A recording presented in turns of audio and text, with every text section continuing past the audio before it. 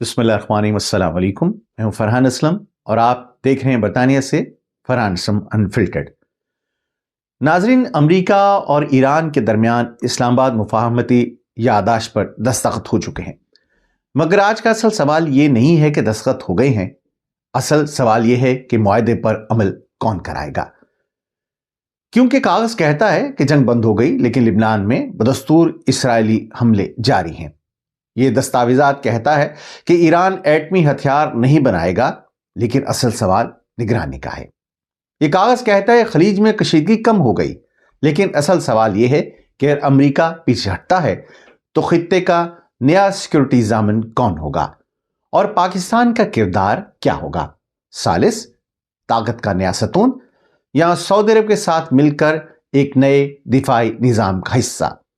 آج ہم اس مفاہمتی یادداشت کے اہم نکات ایک ایک کر کے دیکھیں گے اور کسی جذباتیت کے بغیر اصل سوال کے ساتھ اس کا ایک تجزیہ پیش کریں گے۔ یمن معاہدہ ہے یا خلیج کے پرانے امریکی نظام کے خاتمے کا آغاز؟ نقطہ نمبر 1، جنگ بندی، جو کہ اس کا پوائنٹ فرسٹ ہے اس مفاہمتی یادداشت کا۔ اور اسلام آباد مفاہمتی یادداشت سب سے بڑا دعویٰ ہے کہ یہ فوجی کارروائیاں فوری اور مستقل طور پر ختم ہو جائیں گی، اور صرف ایران اور امریکہ کے درمیان نہیں بلکہ لبنان سمیت تمام محاذوں پر جو بھی جنگ چل رہی ہے وہ ختم ہو جائے گی۔ اور یہ ایک بہت بڑا جملہ ہے، کیونکہ اگر لبنان کو شامل کر لیا جاتا ہے تو یہ معاہدہ صرف واشنگٹن اور تہران کے درمیان نہیں رہتا، یہ اسرائیل، حزب اللہ، لبنان کی ریاست اور ایران کے پورے علاقائی نیٹ ورک کو چھوتا ہے۔ لیکن مسئلہ یہیں سے شروع ہوتا ہے۔ معاہدے کے بعد بھی آج بھی جنوبی لبنان میں اسرائیلی حملوں کی رپورٹس ہمیں آ رہی ہیں۔ اسرائیلی فوج کہتی ہے کہ حزب اللہ جنوبی لبنان میں خطرہ ہے۔ حزب اللہ کہہ رہا ہے کہ وہ یک طرفہ جنگ بندی کو قبول نہیں کرے گا۔ تو پھر سوال یہ ہے کہ کیا امریکہ ایران کو روک سکتا ہے مگر اسرائیل کو نہیں، یا امریکہ اسرائیل کو روکنا چاہتا ہی نہیں؟ اگر لبنان میں جنگ جاری رہتی ہے تو یہ معاہدہ پہلے دن سے ہی کمزور ہو جاتا ہے، کیونکہ امن کا امتحان تہران میں نہیں ہوگا، امن کا پہلا امتحان جنوبی لبنان میں ہوگا۔ پوائنٹ نمبر 2، خود مختاری اور عدم مداخلت۔ مفاہمتی یادداشت میں ایک اہم اصول یہ ہے کہ دونوں طرفیں ایک دوسرے کی خود مختاری کا احترام کریں گی اور اندرونی معاملات میں مداخلت نہیں کریں گی۔ یہ اصول سننے میں تو بہت اچھا لگتا ہے، مگر مشرق وسطیٰ میں اصل مسئلہ یہی ہے۔ ایران کہتا ہے کہ وہ علاقائی مزاحمت کی حمایت کرتا ہے، اسرائیل کہتا ہے کہ وہ اپنی سلامتی کے لیے سرحدوں سے باہر بھی کارروائی کرے گا، امریکہ کہتا ہے کہ وہ خطے میں استحکام چاہتا ہے، لیکن اس کی فوجی موجودگی، پابندیاں، اتحادی نیٹ ورک اور اسرائیل کی حمایت خود اس خطے کا حصہ ہیں۔ تو عدم مداخلت کا مطلب کیا ہوگا؟ کیا ایران حزب اللہ کو روکنے پر مجبور ہوگا؟ کیا اسرائیل لبنان سے پیچھے ہٹے گا؟ کیا امریکہ ایران کے قریب اپنی فوجیوں کی موجودگی کو کم کر دے گا؟ کیا خلیجی ریاستیں ایران کے ساتھ نیا سیکورٹی مکالمہ شروع کریں گی؟ یہی وہ جگہ ہے جہاں معاہدہ ایک کاغذ سے حقیقت میں داخل ہوتا ہے۔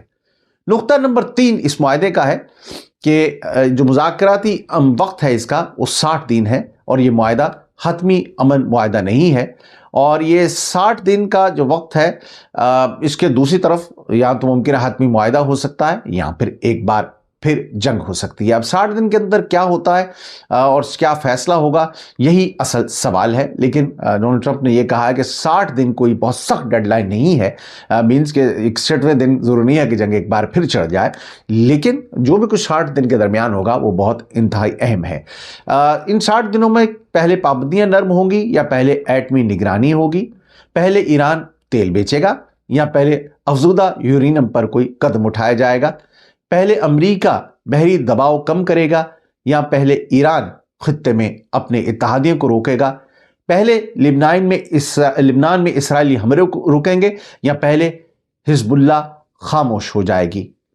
60 دن امن کا انتظار نہیں، 60 دن طاقت کا سودا ہے، اور یہی وجہ ہے کہ امریکی حکام خود کہہ رہے ہیں کہ دونوں فریق اس عمل سے پیچھے بھی ہٹ سکتے ہیں، یعنی کہ یہ معاہدہ دستخط ہونے کے باوجود بھی نازک ہے۔ اس کا چوتھا نقطہ اس معاہدے کا آبنہ ہرمز اور امریکی بحری دباؤ ہے۔ ہم آبنہ ہرمز کی اہمیت پر وقت ضائع نہیں کریں گے، اب آپ اتنے عرصے میں آپ کو پتہ چل ہی گیا ہے کہ آبنہ ہرمز کیا اہمیت رکھتی ہے، اور یہ سب جانتے ہیں کہ یہ اگر ہرمز بند ہوگا تو دنیا کا تیل، گیس، تجارت، انشورنس سب مارکیٹ ہل جاتی ہے۔ اور اصل نقطہ یہی ہے کہ ایران نے ہرمز کو ایک فوجی ہتھیار نہیں بلکہ ایک سفارتی ہتھیار بنا دیا۔ ایران نے امریکہ کو میدان جنگ میں شکست نہیں دی، مگر ایران نے یہ ثابت کیا کہ اگر تہران کو مکمل طور پر کچلنے کی کوشش کی گئی تو پھر عالمی معیشت بھی محفوظ نہیں رہے گی۔ معاہدے میں ایران ہرمز کھولنے کی بات کرتا ہے، امریکی بحری ناکہ بندی کم کرنے کی بات کرتا ہے، لیکن سب سے اہم بات یہ ہے کہ یہ امریکہ کا خلیج سے مکمل انخلا نہیں ہے، یہ امریکہ کے براہ راست فوجی دباؤ کو کم کرنے کا اشارہ ہے۔ فرق بہت بڑا ہے، امریکہ خلیج چھوڑ نہیں رہا، لیکن امریکہ یہ تسلیم کر رہا ہے کہ صرف بحری طاقت سے خطہ نہیں چل سکتا، اور یہی خلیج کی سیکیورٹی کا ایک نیا سوال ہے۔ اگر امریکہ ہر وقت پولیس میں نہیں بن سکتا تو نیا انتظام کون سنبھالے گا؟ یہ بڑی امپورٹنٹ نقطہ ہے اس سارے کانٹریکٹ کا۔ نقطہ نمبر 5 اس کے اندر ہے کہ ایران کے لیے ایک بڑا معاشی ریلیف۔ اس معاہدے کا سب سے بڑا فائدہ ایران کو معاشی جو ایک بریدنگ سپیس ہے اس کی صورت میں مل سکتا ہے۔ ایران کو تیل بیچنے کا راستہ ملے گا، مالیاتی لین دین کے لیے لائسنسنگ کا راستہ کھلے گا، جو ظاہر ہے کہ بینکوں کے ذریعے وہ ٹرانزیکشنز نہیں کر پا رہا ہے، اس پہ پابندی ختم ہو جائے گی، اور پھر دیگر پابندیوں میں بھی مرحلہ وار نرمی کی بات کی گئی ہے۔ عرب اس وقت تقریباً $300 ارب کے معاشی اور تعمیر نو کے فریم ورک کا ذکر بھی سامنے آیا ہے، مگر یہاں پر بہت احتیاط کی ضرورت ہے۔ $300 ارب کا مطلب یہ نہیں ہے کہ کل صبح یہ رقم ایران کے اکاؤنٹ میں پہنچ جائے گی، یہ ایک فریم ورک ہے۔ سرمایہ کاری، کریڈٹ، تعمیر نو، مالیاتی سہولتیں، بیرونی شراکت داری اور پابندیوں میں نرمی کے ذریعے ایران کو عالمی معیشت میں جزوی واپسی کا راستہ ہے۔ یہ اگر یہ واقعی آگے بڑھتا ہے تو ایران کے اندر کرنسی پر دباؤ کم ہو سکتا ہے، تیل کی آمدنی بڑھ سکتی ہے، اور انفراسٹرکچر میں سرمایہ کاری آ سکتی ہے، اور ایرانی حکومت اپنے عوام کو یہ بیانیہ دے سکتی ہے کہ ہم نے جنگ بھی برداشت کی اور آخرکار معاشی ریلیف بھی حاصل کر لیا۔ اسی لیے ایرانی پارلیمنٹ کے سپیکر کلیباف کا یہ جملہ بہت اہم ہے کہ ایران نے مذاکرات میں فوجی کارروائی سے کئی گنا زیادہ حاصل کیا ہے۔ یہ صرف ایک بیان نہیں ہے، یہ تہران کا ایک فتح کا بیانیہ ہے۔ چھٹا نقطہ اس یادداشت یا اس معاہدے کا یہ ہے کہ امریکہ نے کیا حاصل کیا ہے اس سے۔ امریکہ کہے گا کہ اس نے جنگ کو پھیلنے سے روکا ہے، ہرمز کو کھلوا دیا، ایران کو ایٹمی ہتھیار نہ بنانے کے وعدے پہ لایا، اور 60 دن میں حتمی مذاکرات کا راستہ اپنایا ہے۔ لیکن حقیقت یہ ہے کہ امریکہ کو بھی اپنے بڑے اہداف نرم کرنے پڑے۔ جنگ کے آغاز میں ایران کے ایٹمی پروگرام کو فیصلہ کن طور پر ختم کرنے کی بات کی گئی تھی، میزائل پروگرام کو کمزور کرنے کی بات کی گئی تھی، حزب اللہ اور ایران کے اتحادی نیٹ ورک کو توڑنے کی بات کی گئی تھی۔ بعض امریکی بیانات میں تو ایرانی حکومت پر دباؤ بڑھانے کی بات بھی تھی، مگر جو معاہدہ سامنے آیا ہے وہ ان اہداف کی مکمل کامیابی نہیں دکھاتا۔ یہ معاہدہ یہ دکھاتا ہے کہ امریکہ حملہ کر سکتا ہے، پابندیاں لگا سکتا ہے، دباؤ ڈال سکتا ہے، لیکن خلیج کو مستقل جنگ میں نہیں رکھ سکتا، کیوں؟ خلیج میں جنگ صرف ایران کو نہیں عالمی معیشت کو بھی زخمی کرتی ہے۔ ساتواں اور اہم نقطہ اس معاہدے کا ایٹمی نگرانی ہے۔ یہ معاہدے کا سب سے نازک نقطہ ہے۔ ایران کہتا ہے کہ وہ ایٹمی ہتھیار حاصل نہیں کرے گا، مگر دنیا کا سوال وعدہ نہیں، دنیا کا سوال تصدیق ہے۔ IAEA کو کتنی رسائی حاصل ہوگی؟ افزودہ یورینیم کا کیا ہوگا؟ مواد جو پہلے ظاہر ہے کہ چھپا دیا گیا، اس سے پہلے جب یہ آغاز ہوا تھا ساری جنگ کا تو بہت ڈیپ ٹنلز جو ہیں وہاں میں افزودہ یورینیم کو سارا ایران نے موو کر دیا تھا۔ اب وہ مواد کہاں ہے؟ یہ ایک اہم سوال ہے۔ کس حد تک اسے کم کیا جائے گا، اور پھر اس کی نگرانی کیسے ہوگی، اور ایران اس میں کتنی شفافیت دکھائے گا؟ ایٹمی معاملات میں اعتماد ہی کافی نہیں ہوتا، رسائی چاہیے، ثبوت ظاہر ہے کہ چاہیے، کیمروں کی مسلسل نگرانی اور مسلسل تصدیق چاہیے، اور اگر اسی نقطے پر کمزوری رہی تو اسرائیل اسے خطرہ کہے گا، امریکہ کے اندر سخت گیر حلقے اسے کمزور معاہدہ کہیں گے، اور ایران کے اندر سخت گیر حلقے کہیں گے کہ امریکہ پر اعتماد نہیں کیا جا سکتا ہے۔ اس لیے ایٹمی نگرانی صرف تکنیکی مسئلہ نہیں ہے، میرے نزدیک یہ پورے معاہدے کی ساکھ کا مسئلہ ہے۔ 8واں نقطہ اس معاہدے کا لبنان، اسرائیل اور امریکی کمزوری۔ یہ آج کا سب سے اہم سوال ہے معاہدے میں۔ لبنان، ظاہر ہے کہ لبنان کو شامل کیا گیا ہے اس طرح سے کہ اس جنگ بندی کو بھی اس کا حصہ بنایا گیا ہے، لیکن اسرائیل اس معاہدے کا فریق نہیں ہے۔ سب سے انٹرسٹنگ بات یہ ہے، اور اگر اسرائیل لبنان پر حملے جاری رکھتا ہے جو اب تک جاری ہیں، تو پھر کیا ہوگا؟ کیا امریکہ اسرائیل کو روکے گا؟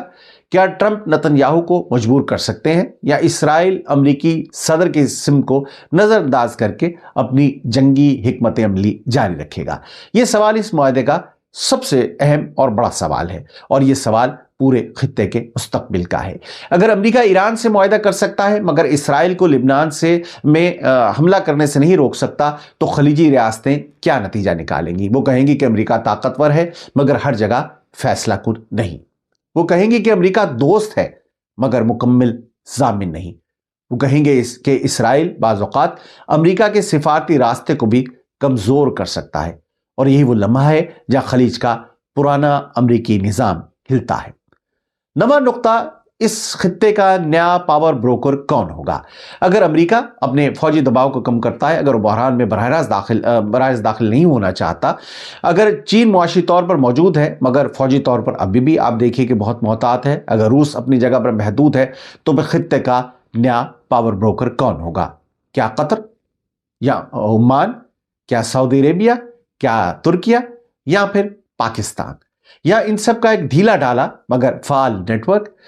میرے خیال میں یہ نیا نظام ایک ملک نہیں ہوگا، یہ نیٹ ورک کا نظام ہوگا۔ قطر مذاکرات کی جگہ فراہم کرے گا، عمان خاموش رابطہ دے گا، سعودی عرب سرمایہ کاری، مذہبی ویژن اور خلیجی مرکزیت دے گا، ترکیہ دفاعی صنعت اور علاقائی سفارتکاری دے گا، پاکستان ایٹمی طاقت، فوجی تجربہ، سعودی تعلق، ایران سے جغرافیہ اور واشنگٹن سے رابطہ دے گا۔ یہ کوئی رسمی اتحاد نہیں، یہ نہ ہی نیٹو جیسا بلاک ہے، یہ ایک نیا علاقائی حفاظتی نیٹ ورک ہے، اور اسلام آباد مفاہمتی یادداشت اسی نیٹ ورک کی ایک بڑی جھلک ہے۔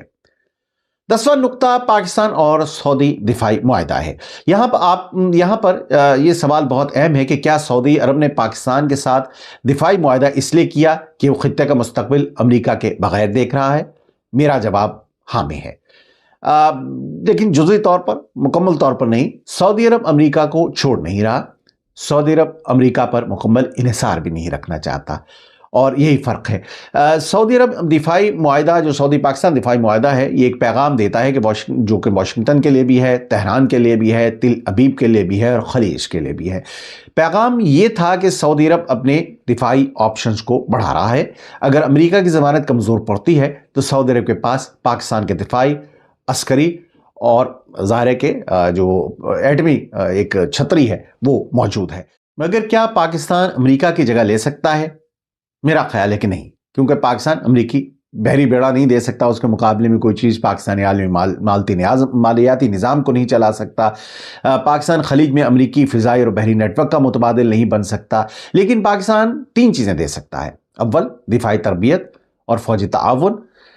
دویم جو ہے ایک ویژن جو لانگ ٹرم ہے، جو کہ دشمن کو سوچنے پر مجبور کر دے، اور تیسرا بات یہ ہے کہ ایران، سعودی عرب اور امریکہ کے درمیان رابطے کا ایک منفرد سفارتی راستہ، یعنی کہ پاکستان امریکہ کا متبادل نہیں، پاکستان خلیج کے نئے توازن کا ایک اہم ستون بن سکتا ہے۔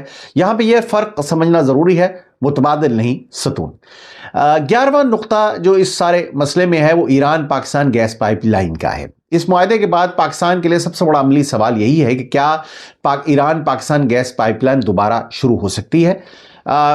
فوراً تو نہیں، مگر دوبارہ سنجیدہ بحث میں ضرور آ سکتی ہے، کیونکہ سعودی عرب ایران کی جانب سے جو گیس پائپ لائن ہے وہ ایران یہ کہتا ہے کہ مکمل طور پر پاکستان کی سرحد تک وہ پائپ لائن بنی ہوئی ہے، پاکستان کی جانب اس پائپ لائن کو بننا ہے، لیکن پاکستان اپنی مالی کمزوری کی وجہ سے بین الاقوامی لونز حاصل کرنا چاہ رہا تھا، جو کہ ایران پر پابندیوں کے سبب نہیں مل پائے، اور جب تک وہ لونز اسے یعنی کہ رقم نہیں ملتی جس سے پائپ لائن تعمیر کرے، وہ پائپ لائن نہیں بنا پا رہا، اور پاکستان میں سے گیس کی شدید قلت ہے۔